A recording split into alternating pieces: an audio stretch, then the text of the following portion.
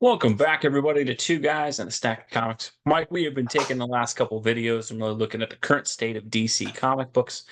DC, just overall as a brand, they have very much fallen behind Marvel. So you and I were just looking at a couple things that we thought were causing that, some things that we thought DC should really capitalize on, because you and I are both huge DC fans, and we want to see it be at least a competitor with Marvel, if not the premier comic book company. Wait, you think I'm a DC fan? What gave you that idea? Yeah, you got quite a few. See, I get the Marvel reputations because my kids have all kind of hijacked my Batman stuff. So I've got some, but a lot of my Batman stuff's been Well, at hijacked least they by my want to play kids. with Batman, you Yeah, at know, least, well, I mean, I've kind of brainwashed them as much as possible to be Batman fans. right? I might have told them both when they were young, Batman was protecting them when they went to sleep or something like that. Yeah. The But I Dark think the Knight thing watches is, over you. I think the thing that we're looking at is what do we actually believe DC could do to bring this us back? We talked a bit about the current state and why we think it is where it is. We talked about Superman and really making him a huge key. We talked about the importance of the brand of the Justice League. We looked at what could they do overall, kind of like a holistic approach of what we think DC could do. And you and I have talked about a couple different things that we think would really help DC. So for you, from the comic book angle, what would you kind of want to see DC do to differentiate themselves from Marvel and really kind of rise back to the top? Um, you got to stop chasing Marvel. I think you have to own that you're the smaller comic book company. You have less heroes and less books, but you got to own that and pour what you have into that. You have to bring back the Justice League. That's the book that saved the company in the 60s. It can do it again.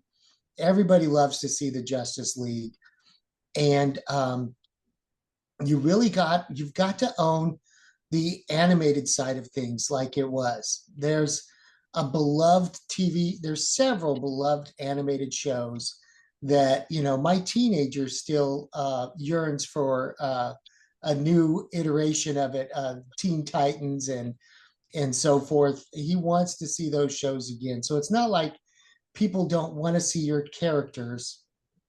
It's just there's more Marvel readily to consume for your current customer base. So you Yep. got to go into these areas that you had a little, have lost faith in a little bit, like the Justice League, and you got to go into double down on the animated stuff because that always did really well for you. I know they just did a new Batman, but it's not an all ages one. Yep. So I think you have to hit it on two fronts. But for the comics, yes, let's do Justice League again. Let's make sure we're telling good, strong Superman stories again, and own the fact that you're smaller. You don't have to, match Marvel with titles. You don't have as many characters as Marvel does, but the characters you do have, we still love and we want to buy them. So, just think about that. Yeah, I think the thing is DC's got to have some honest conversations with themselves about their characters. You have to understand there's only 6 or 7 characters that can carry a book, and I think you could actually use that to your advantage, like you said. One of the things we've seen pop up, there's these little kind of imprints that have done really well, like the Energon universe, where it's kind of small. You've got a couple G.I. Joe titles. I think there's a book called Void Rivals and Transformers. It's like 4 or 5 books. Void And that's Rivals a is pretty big really right now, and apparently. that's I a haven't really read it, but approachable thing for comic book fans because you can basically buy that entire universe of comic books for about $20 a month. We've seen Ghost Machine do this. I myself buy Ghost Machine because it's really easy. It's really approachable. It's 3 comic books. It's consistent. I know what the art and everything is going to look like on every issue. And so I think if you're DC, you don't have to go that small. But I think DC could have hey, let's just have 16 books that come out a month. Let's do 4 books each week come out from DC. But the 4 books that you get each week are the same creative teams, they're the same creative talent. Again, I know they're not going to have the same artist every issue, but sit down and hey, look, we're going to launch 16 books. Each book is going to have a writer assigned to it and 2 artists, and do like Conan's done: 4 issues of one guy, 4 issues of the next, and that way you can get some consistency where folks know what to expect. I think the other thing is, and how you can do that. I know people talk about gaps in talent in the industry. I just look at Batman and I'll kind of just show where I think DC is a little ridiculous. And I am a huge Batman fan. I buy all these. But I'm just going to go through all of the Batman books that are currently out. So we have the main Batman series, which should always exist. You've got the main Detective Comics series that exists. You have Batman, Superman, World's Finest, which is an ongoing comic book. You have Batman and Robin, which is an ongoing comic book. You have Batman Gargoyle of Gotham, which is a Black Label series. You have a Batman 89 comic book set in the universe of the 89 film. Nice. You have Batman Offworld featuring Jason Aaron and Doug Mahnke. You have a Batman Death in the Family Robin Lives series that's coming out that takes place in the 80s. You Oh, have an Elseworld story of Batman Gotham by Gaslight, the Kryptonian Age. And you have Batman Dark Age, which is a story of like Batman if he aged in real time. Now, as a Batman fan, I like these, and I understand that Batman they got keeps you the hooked. lights on at DC. They But got there's you no hooked. way you can have 10 or 11 current Batman books and you can't put Aquaman on the stands at all. The other part where this is bad is I get it, you need Batman there, but it even dilutes Batman. I read some of these and I'm like, man, the art in like this Batman Off-World story is from Doug Mahnke, who is a fantastic artist. When an offshoot title like this is so much better than the main Batman series, I'm like, why the heck don't we just get these people and have them write this? So the big thing for me is I would reduce my Batman line down. I think Batman have a book every week that comes out in the shop with Batman. You could do one a week. But I think the other part you could do is really let's take some of this talent that's all distributed in these and put them on other titles. Right. And the thing is, if these other titles, what they've got to do is I would treat it more like a TV show format. We're going to launch 10, 12 books, 16 books, whatever the number may be. But we're going to have that each book that launches, is at least going 12 issues. And then by the time we hit issue 9, issue 10, we're going to let fans know, hey, it's been extended for another 12 issues. Because I think one of the big issues that DC has is there's so many books that you just know are going to get canceled. And as a fan, it just kind of prevents you from getting involved in it. Because you're like, it's a Hawkman book. I like Hawkman, but let's be honest, it's probably going to go 6 or 7 issues. I'm not going to get super invested. If it's great, I'll just pick up the trade. Right. So I think the thing is, if you could tell The your trade fans, hey, look, waiters. trade waiters. And that's the thing is, if you get a book, because we have trade waiters, if you plan on a book being successful in 6 issues, you're really missing a key portion of your audience because there's so many people who just go, I'm just going to wait for the trade. So they're not picking up the singular issues. The sales numbers are low, but then the trade may get great reviews. So to me, you've got to give those fans an opportunity. And that's something, if you're smaller, that you can do. Yep. Because you can actually incorporate when Marvel makes a mistake on a line wide thing. I mean, they got 13 X-Men books right now. If the approach in X-Men is wrong, they've got 13 books that pay the price for that. Where if you're DC, you can have some of these smaller, more manageable things. I think the other part is a smaller line of books. For some reason in comics right now, we just don't seem to have the amount of talent that we used to in terms of that will work for the big two. We have Yeah. so many guys who go to the indie space. You and I think the best current artist in comic books works for Conan with De La Torre, which I'm not advocating for him to leave Conan at all. But Right. it's weird. That guy's working for Titan Comics, not And DC. Brathwaite too. Brathwaite's amazing. You've got so many good guys over at Ghost Machine. You've got so many good guys in the indie space, right, and doing other stuff. That Will Conrad guy who drew the art for the Flash Gordon comics, fantastic. I And these are the know. things that these indie comics are getting those things. So the talent is if you don't have to distribute your talent amongst 26 or 30 books or anything like that, and you can really have a solid 10, 12, 15 books, whatever it may be, you could really differentiate yourself. I know for myself, if I went in every week, there was 4 DC books and it cost me $20 a week to read the entirety of the DC universe, I would put that $20 down and that probably would be the only takeaway that I'd get for that month. And so I think if you're DC, capitalize on that smallness. I think the other part that you mentioned too, the animated portion. I know DC dominated animation for a long time. The movies they used to do, like Flashpoint, The New Frontier, not to mention Those 90 classics like minute Mask, short movies. Yeah. yeah, Those were Mask great. of the Phantasm, things like that. For some reason, DC lost their way on that. The ones they've been putting out lately have not been as good at all. You got to recircle the wagons and get that back because that was the differentiating thing that made them have a leg up over Marvel. And I feel like that advantage has largely disappeared. The other thing, too, you talked about some of the cartoons. I know there's this My Adventures with Superman cartoon a lot of folks watch and enjoy. The Batman Jackson loves that Crusader one. stuff. Yeah. Batman Cape Crusader, we probably won't do a full review on the channel. I think it was a mixed bag. I think there were some good things, but some absolutely But not My good things in there. Adventures with Superman is supposed to be But the good. thing is, My Adventures of Superman, I'll be honest, unless I find it on Max, I have no idea where it is. And I think that's the thing that DC has got to get back to is you've got to put this stuff where it's readily available for folks to find.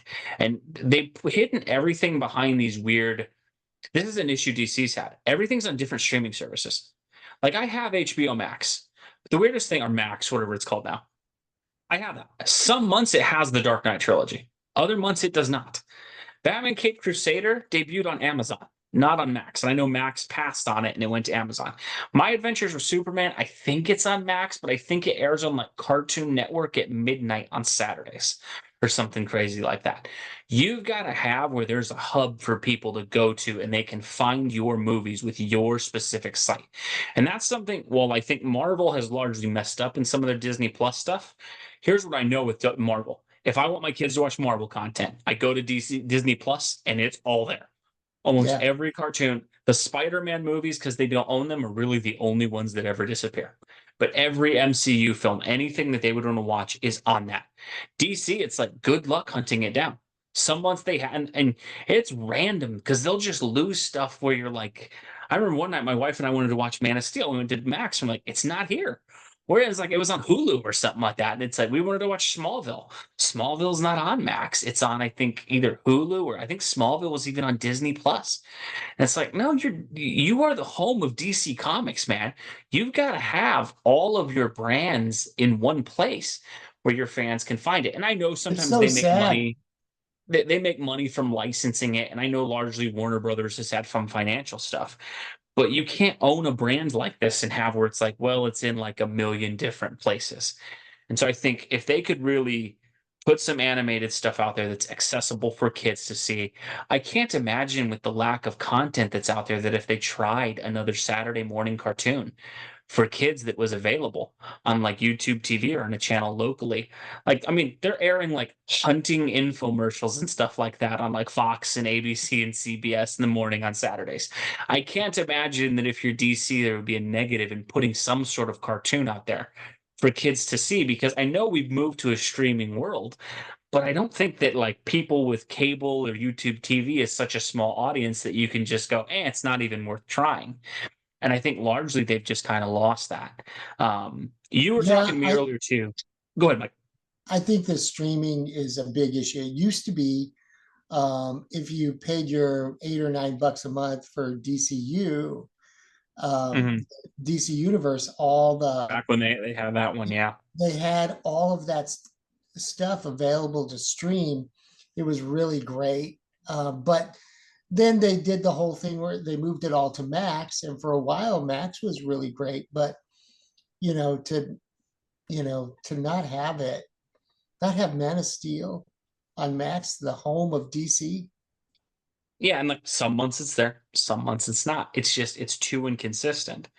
I think the other part, and you mentioned this, me and you have talked about this a lot. You've got to get kids back, and I think Marvel, DC, I feel guilty as a DC fan, but you've got to understand who your characters are and who they're aimed at. And I get it. There's an older generation of fans. We largely carry the sales on things.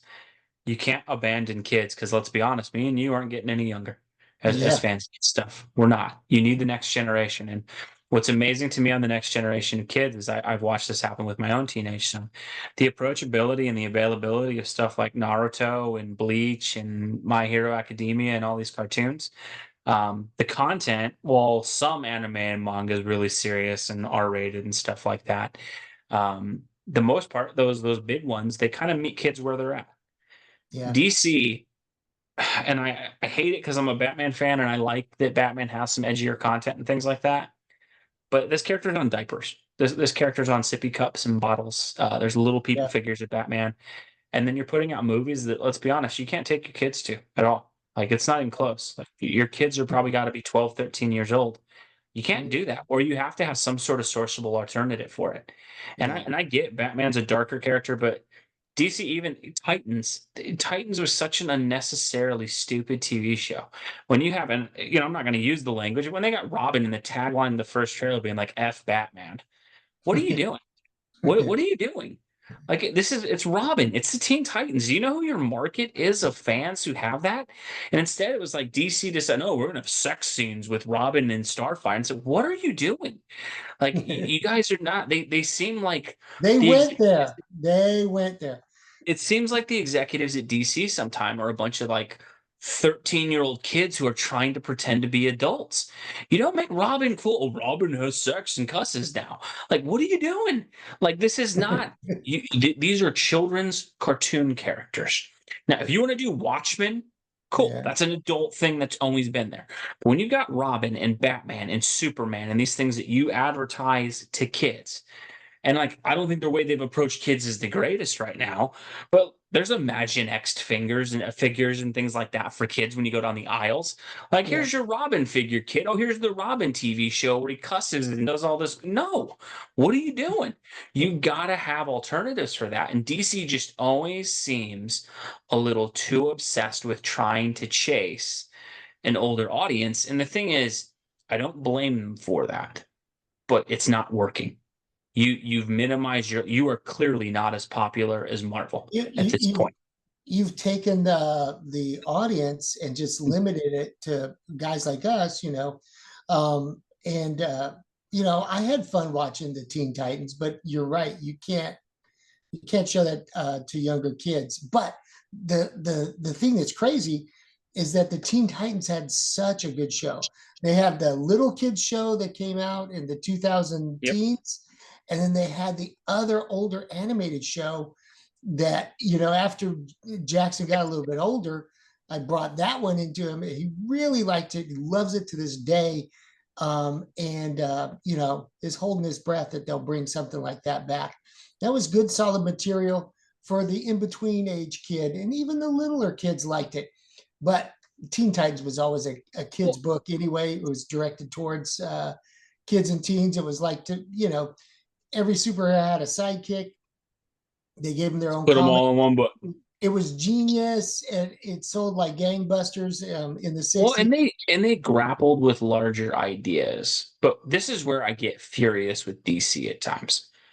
Teen Titans, there's a lot of serious and mature content in the especially the George Perez, Marv Wolfman, New Teen Titan stuff. But none of that was so uncomfortable that I'd be like, man, if my kid got a hold of that comic book, I don't really want him reading that. For Yeah. some reason, we've decided with movies to just go way too far and TV shows to go way too far. And it's just so like, I'll be honest, I watched Batman Kid Crusader. This is a Batman cartoon. And I get it. It's darker, it's more noir, whatever. But it's like they can't pick a lane. And that's what they have to do. Like they wanted to cuss and they wanted some blood and they wanted some more mature elements. But it's like you're trying to lean into this like fandom of like Invincible, but you won't go that far. So people who love that kind of cartoon look and go, your cartoon's kind of weak because it doesn't do that. If you're wanting the mature audience, you're not doing enough to get them. But then if you want the kid audience, there's enough stuff in it that it's like, no, I'm not letting my kid watch that. Like I don't need to see him watch Harvey Dent's face boiled off with these massive. It's like there's a Batman the animated series is the template. There's a reason that grappled with adult themes, but it did it in a way where kids could still watch, adults got the larger message and kids enjoyed. It And I had the think DC's magic just lost that. it had the magic formula that Marvel's done so beautifully with their movies in the last 15 years. So, but that was a formula originally created, with Bruce Timm and all them when they did the animated series. And Yep. there's a reason why it did so well, and there's a reason why it's still iconic and legendary today. It No, there's holds a up. reason they can still sell Batman the animated series action figures 30 years later, and they typically almost all sell out at stores Yeah, because there's so much love for that. I think lastly, the other thing for DC, I'm really hopeful for what James Gunn's doing. I think I liked his Guardians movies a lot. Anyone who can make a raccoon in a tree household names yeah. knows what they're doing. I think the big thing they've got to do is you've got to get your brand back to being, I think, focus on animation for kids and things like that. I think you got to abandon the TV shows. And the biggest reason I say that is it's No. funny. Oh wait, they already have. Never Yeah, mind. well, I think you just have to stop it altogether. And I think it's funny to me. Marvel fell for the exact thing that I think really hurt DC. is that Marvel we had all these successful movies. Oh, we're going to do TV shows now. And I think we've seen the negative effect that that's had on the MCU because there's so much content. And DC, where I was always so disappointed, they wanted to launch the cinematic universe, but then they also wanted to have the Arrowverse. And the problem was you did two things. You created competition for your on-screen characters because most everyone agrees Grant Gustin was a better Flash than Ezra Miller. But the Yeah. Flash TV show was worse production wise than the Flash would ever get. So you've got this movie with Ezra Miller, who I think was always a bad choice to play the Flash, but he's playing a character while you concurrently have a version on TV that people think is better. You've created your own competition, but then you can't really use Grant Gustin because the TV show looks so cheap that it's like, yeah, I can't really say that's a great product. And that's the thing with the TV shows. We had competing Supermans. We had the Superman and Lois version at the same time as Henry Cavill. You've got to get to where the TV shows kind of demean DC overall. And you either have to go all in on the TV or you have to go all in on the movies, or the TV shows have to be an integral part of the movies. And so I think that's That's the what thing that Marvel's trying to do right now. They're trying to well, bring and the them thing is, in. you got to be careful with what content you put out. I think James Gunn's interesting because I know he said that's his goal is to tie everything together. I hope he can do that. I just really hope they understand the importance of not putting too much out. Because what used to make Marvel so special was Marvel, you checked in with the MCU every 2 to 3 months and you kind of knew what was going on. Now there's so many TV shows. You and I are like the biggest nerds that I know. There's TV shows I don't even know when they're coming out anymore. It's like there's always an MCU show. And it's like I can't even keep track of it. So if we can't keep track of it as guys who read comics and go to the shop every week, good Lord for the poor people who are just about the movies. And I think we've seen the negative effect of that. And so I think if you're DC really they really need to sometimes less is a lot more. I think me and you talk football all the time. One of the reasons I think the NFL is so just incredibly popular in the United States is that unlike other sports, every game kind of matters, right? You get one game a week and you sit there and Yeah. it's for what, 6 months? You sit there and you kind of live with that game for the whole week and you anticipate the next one. Whereas, like, I love baseball. There's 162 games. I love the White Sox. I can't keep track of all of them. There's games at Tuesday at 12 o'clock in the middle of my workday. It's like I'll check the score. And I think the thing is, that's a reason you see some of these brands where like it gives you just enough to keep you engaged, but not too much that you feel like, man, this is a massive commitment. And I think if DC could perfect that again of, hey, once or twice a year, you check in with what's going on in the DC universe, and then you go back to it.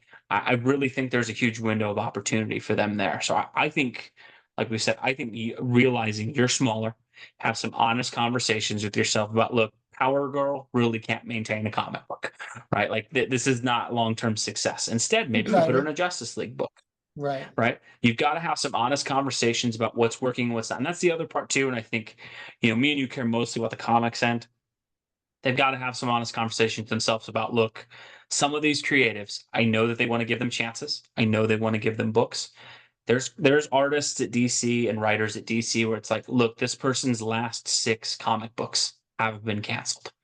You need to admit to yourself that person's not doing a good job in the comic space. They may be the nicest person in the world.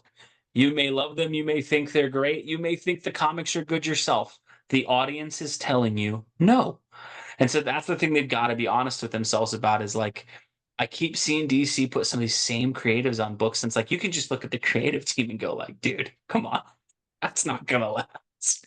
And like, that's the thing is Well, you have guys that's like Mark Waid and Josh Williamson who can move books, use guys like that. that's the thing for me is the reason I walk by the DC shelf and just give it a casual glance is because I know most of the books will be done in 3, 4, 5, 6 issues.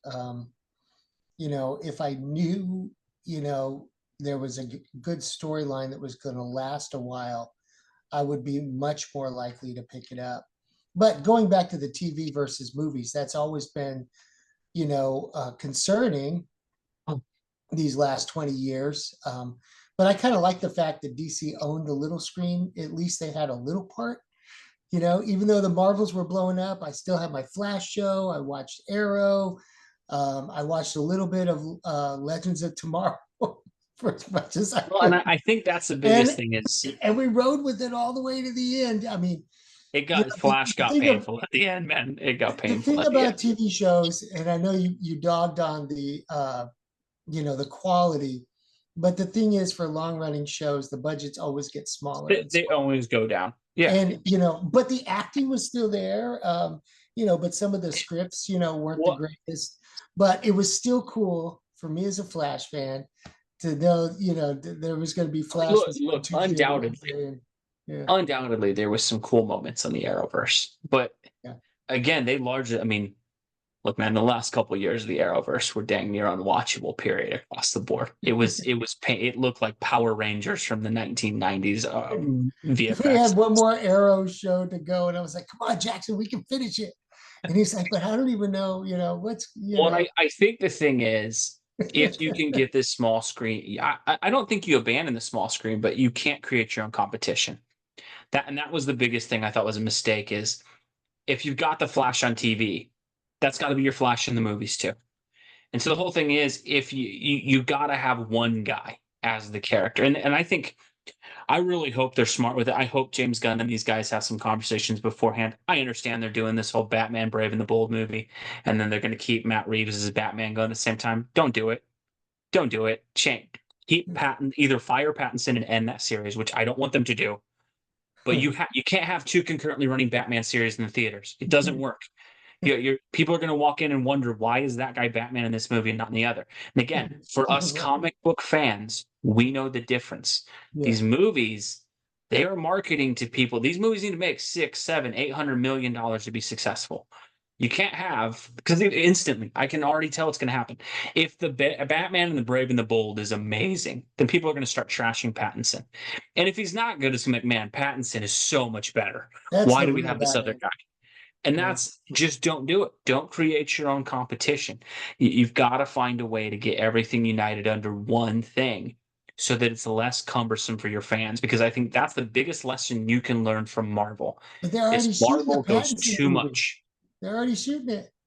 Yeah. Well, that's the thing is Jackson and Pattinson's I your are Batman. stoked. We You're can't wait to see established it. him. He's got a good movie on the board. Why are you introducing another Batman? And that's the same thing. DC's So, biggest thing so, is too much right now. There's just too so much. could Pattinson do both? Could he do Brave and the Bold? Well, I think you just make that the Batman in the movies. I think Yeah. that's the thing. It's just the thing about the Batman, the first movie. It's perfect to bring into a larger universe. There was nothing in that movie that you're like, oh well, this can't exist with other films. And that's the thing is it actually would give you that feel of Batman's a different character than Superman, like it kind of should be. And so Yeah. I hope they don't do that. I hope they don't go multiple versions of these characters. I know they want to do Elseworlds. I get it. I think Elseworlds is kind of cool. But in all honesty, it's not that we've seen the multiverse thing not work with Marvel. And I largely think it's the same thing in the comics. It infuriates me that I'm reading this like Batman that's out of continuity and it's better than the in continuity one. Like you've got to get, or like you don't need to have 12 things at the same time. Put your talent that you have because DC can put together some good stuff, but you've got to get where like, hey, here's our solid 8 to 10 writers and just be honest with yourself about who those folks are. Like, and if you want to try a new writer out, okay, maybe they do some fill-in issues like we used to have, or hey, Tom King's taking a break this month, so you write the issue and let's see how fans respond. But they keep trying these different creatives, and I admire the fact that they wanted to give some people some opportunities. It's not working. Like that's I think they just have to have, for lack of a better term, they have to have the come to Jesus moment of like, look, guys, we've fallen behind. We got to catch back up. Let's go ahead We're and approach counting it. on you, DC. We're counting on you. We're hoping for it. We are definitely rooting for it. I think again, minimization, pool your resources, invest in kids, invest in bringing them up as the next generation. And I think When the does the new future of one come DC could be out? bright. Relaunch of everything's October, so that's the DC All In is October. Okay. Um, I New think that's where we Justice get League comes our out? absolute Batman, our absolute Superman, absolute Wonder Woman. I believe Justice League #1. we're rooting for this. We really want this to be good. It would make me so happy if on this show every month we were doing our best comics of the month video and all of it was DC. That we didn't have any room to talk about anything else because Yeah, everything great's DC. That would be a dream world for me if that was right. happening. I would love if I could go to my long box and get rid of all my Marvel titles except for Wolverine because I'm buying so many DC books. I'd probably keep Conan and James Bond too. But if DC was putting so many other good books out there that I was Yeah. like, you know what, I can drop the X-Men books because DC's got some great content. I'd love nothing more than if that was the case. But let us know what you guys think below. What would you do to bring DC back to increase the sales? We've talked about this in a couple different parts, but Mike and I, again, we're huge fans. We want this to happen. We want DC to be good. We love seeing your guys' comments down below, what you guys would do to hopefully bring DC back. And certainly, best wishes for me and Mike on this, on the DC All In reboot. I don't know if it's going to work, but man, am I hoping that it does. I'd love nothing more than if it's Got my successful. fingers crossed. As always, folks, thank you guys so much for watching. We will catch you in our next video. God bless you. Thanks, everybody.